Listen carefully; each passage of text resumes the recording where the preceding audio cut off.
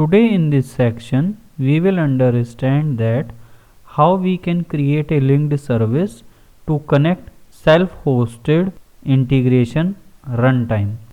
In the last lecture we have created a self-hosted integration runtime, and using that we will connect to the SQL server. Let me open the machine which is having my self-hosted integration runtime and the SQL server running.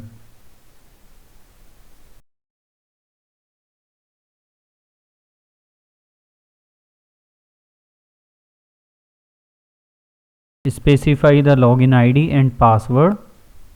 Click on connect. Over here you see I have been connected with this particular server, and it is having a database which I will use to create the tables via the data factory pipeline. Let me expand databases. Over here we can see there is a data factory database created. Let us now connect to this particular database via data factory linked service. Over here we will now create a linked service via which we will connect to self-hosted SQL server database. Let us click on new. Search for SQL server. Click on SQL server. Click on continue. Now just give a self-hosted integration runtime over here.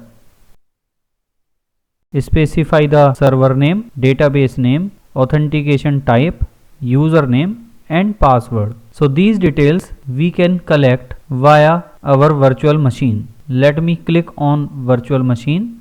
Over here you can see the server name is vmwin/SQL Express. I can use the same, and database name is data factory.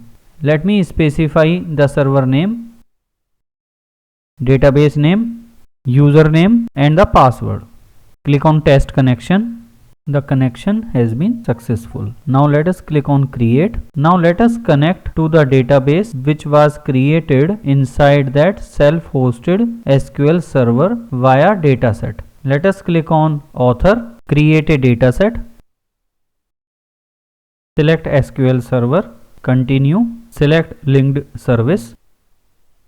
Select the table name if it is there. In our scenario there is no table, just click on OK. So this way we can create a dataset which is connecting to a table inside the database data factory. Now let us do one thing. We had created previously a pipeline which is copying the data from cars.csv to SQL server table. We will do the same step over here, but this time we will copy the data to our self-hosted SQL server table. Let us create a pipeline.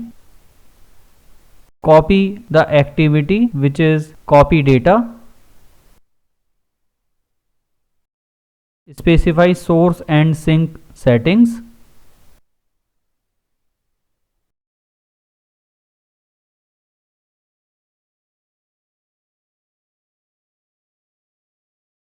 Let me have a preview. For that I will make some space by disabling the properties. Now click on sync. Select the dataset. SQL Server Table 1. Enable auto create table. We also need to specify the table name in the dataset which is SQL Server Table 1. So I need to click on open. Over here you need to specify dbo.cars as the table name. Let me close it. Now finally I will save all the changes. Then I will click on debug. Now you can notice on the screen that this particular pipeline has been executed successfully and the data must has been inserted on self-hosted SQL server table. Let us open our SQL server.